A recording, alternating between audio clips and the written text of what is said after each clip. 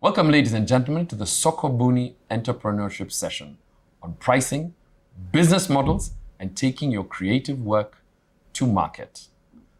We'll be focusing on film, music, and fashion creatives, but this applies to all creatives out there. From the heart of the city to the stars above, this is New Kenya. Show me some love.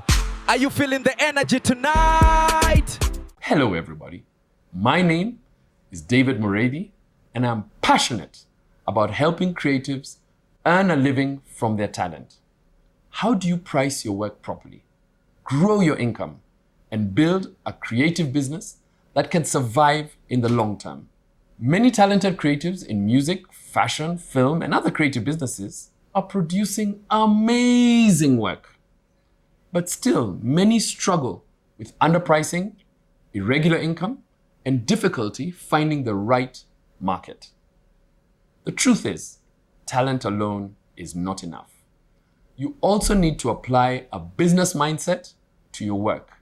In this session, we will look at how to price your work properly, how to avoid common mistakes creatives make, and how to create multiple income streams. And additionally, how to position yourself in the market so that the right clients can find you. So, why do many creatives undercharge? One of the biggest problems in the creative industry is that many creatives do not actually know how much their work costs. A musician may only charge for studio time and forget there is transport, rehearsals, promotion, internet bundles, revision time, and equipment wear and tear. A fashion designer may price based only on fabric and forget the value of design ideas, fittings, sourcing, materials, labor, branding, and customer service. A filmmaker may quote a client forgetting to add editing hours, fuel, lighting setup, and all other work that goes into making a film. This actually leads to burnout, working hard, but not making enough profit. Another common mistake is copying a competitor's price. Just because another filmmaker or fashion stylist charges a certain rate does not mean that price works for your business. Every creative has different costs, different audiences, and different goals. The third mistake is treating digital work as if it has no production cost. A music producer who spent 3 weeks building a beat cannot price it at zero just because copying a file is free. That creation time is real. It should be priced accordingly. So what is your minimum price? That's the lowest you should ever charge for any service or a product. Let's talk a little more about it. So minimum price is simply the lowest amount you can charge without making a loss. Here's a simple way to just work it out. Your materials, plus your time, plus your running costs, plus a bit of extra for profit. For example, imagine you're a fashion designer creating outfits for a client. You need fabric, transport, fittings, communication, sewing labor, design time, and electricity. All these cost money. And your time also has a value. Never forget that. If you spend 2 full days editing a film project, those days should be reflected in your price. Many creatives forget that time is part of the product. For digital products like music beats, films, and design templates, where copying a file almost costs nothing, you should spread your creation time across the number of sales you expect. This gives you a much fairer minimum price per sale. The goal of knowing your minimum price is to stop you from losing money while trying to look affordable. You know that feeling? Affordable should never mean unprofitable. Let's look at pricing based on value. What is your work worth to the client? This is the other side of pricing. What your work is actually worth to a person buying it. Sometimes the exact same creative work has a very different value depending on who is buying it. For example, a fashion stylist helping a bride for her wedding day charges slightly differently from styling a major corporate brand, even if the hours spent are exactly the same. A filmmaker producing content for a small local business charges differently from creating a campaign for a national brand. The effort might be similar, but the value to the client and the impact on their business is very different. This is called pricing based on value. It simply asks, what is this worth to the specific buyer? Business clients often care about their brand image, visibility, reputation, and sales results. That creates room for higher pricing. But in open marketplaces, such as Sokobuni, where buyers compare options side by side, your minimum price becomes more important because decisions are made quickly. Your best price usually sits somewhere between your minimum safe price and the value the client sees in your work. Now, I'd like to look at digital assets and multiple ways to earn. One of the biggest financial dangers for creatives is depending on only one way to earn money. If all your income comes from live performances, what happens during a slow season? If all your income comes from film production projects, what happens when clients delay payment? And we all know that feeling. Strong creative businesses usually have multiple ways to earn. Here are just 4 ideas that are available to most creatives. Number 1, direct sales. You sell an item once, a painting, some music beats, a dress, or a film.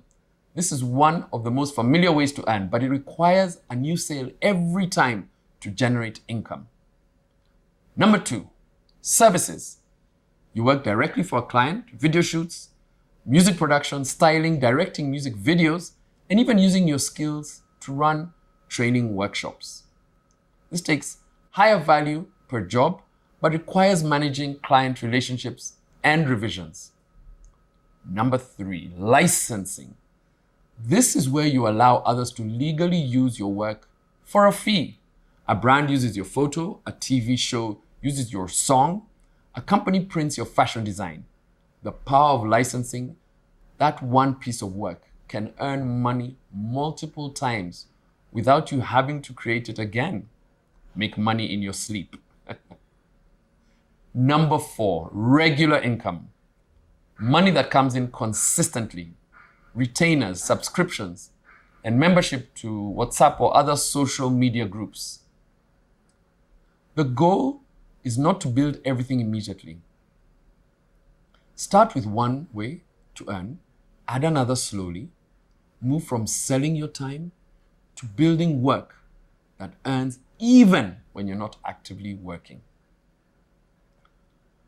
A music producer, for example, can license the same beats multiple times. A filmmaker can sell editing templates online. A stylist can create digital fashion guides. These are but some examples of building assets that continue earning after they're created. I would now like to look at positioning. Why should someone choose you over somebody else? Many creatives describe what they do, but fewer clearly explain why a client should choose them. There is a big difference saying, "Hi, I'm a filmmaker." This is a category label. It tells the client what you are, but not what you offer them. But saying instead, "I create cinematic music videos that help artists stand out online," is much stronger. It tells the client who you help and what result they get, value. That is called positioning. Good positioning helps clients quickly understand who you help, what value you provide, and why you are different from the alternatives. Here is a simple formula you can use right now. For example, for small businesses, I create clean product photography that helps them sell more online. Or for independent musicians, I produce cinematic music videos that match their sound and brand.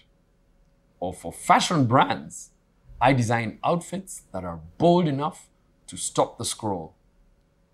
So I've used a specific buyer, provided specific value that makes me different. Those are the three elements.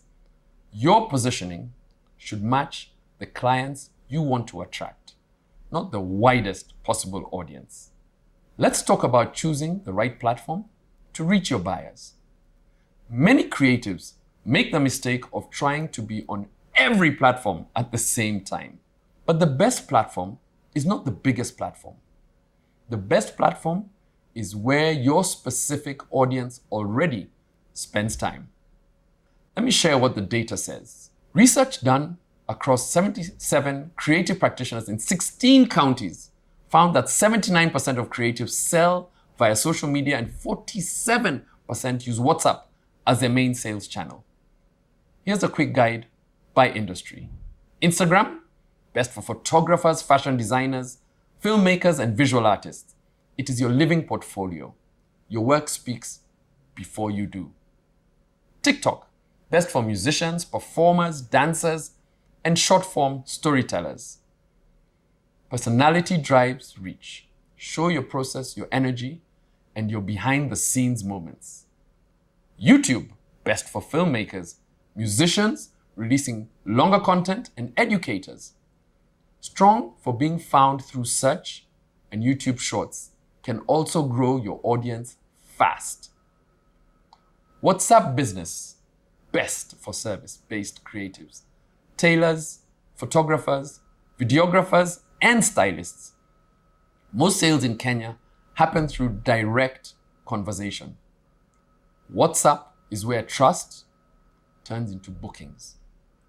LinkedIn is best for corporate creative services, commercial photographers, film production companies, and fashion consultants. This is where you access business clients and much larger budgets. X, or formerly known as Twitter, best for musicians, filmmakers, and writers building cultural influence using industry conversations and community building. The key message: do not go where your friends are. Go where your buyers are. Let's look at some quick, practical exercises you can put into effect immediately. Think of one product or service you're currently offering. Now ask yourself 3 questions. Question 1, what are my real costs, including materials, time, transport, revisions, and running costs? Am I making a profit at my current price?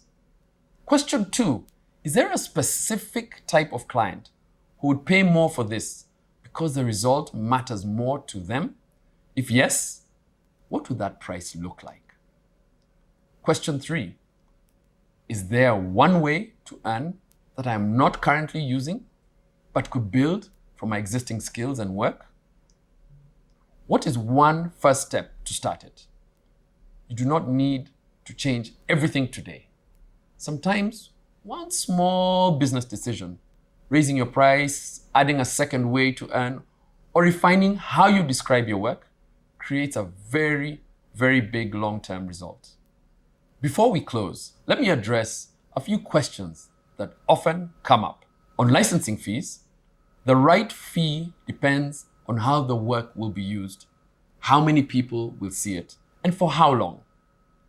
A brand using your song in a local advert pays differently from a broadcaster using it nationally. Know your usage rights before agreeing to anything. On protecting your brand, if you want to protect your creative name or brand, organizations such as Kekobo and Kipi are the right people to start speaking with.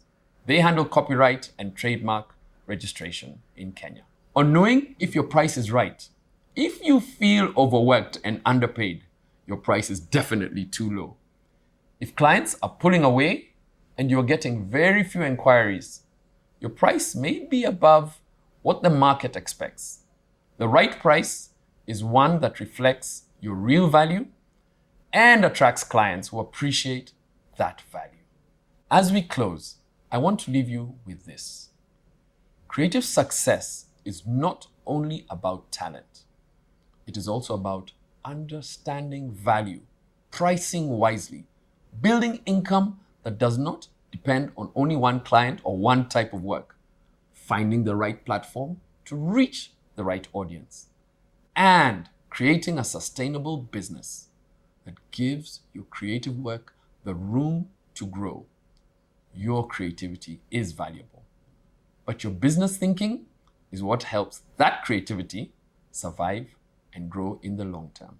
Remember to use the Sokobuni portal, register, build your profile, connect with buyers, and keep building. Thank you very much.